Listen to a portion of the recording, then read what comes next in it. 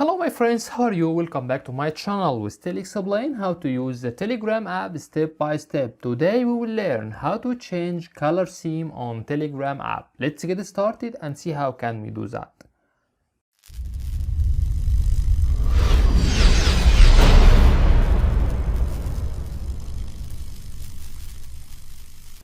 At first, open the Telegram app on your phone.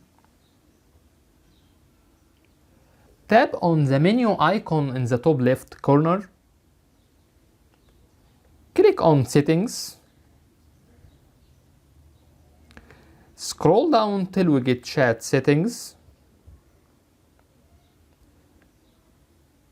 Here you can find several color themes. You can select one of them. You can find from classic, day, dark, night, and so on.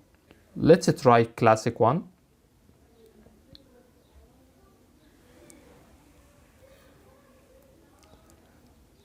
Also, you can change tab chat by this color, like this.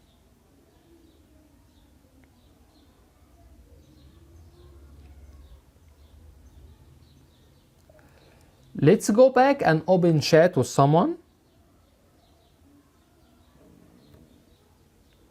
Here you can find that themes already changed.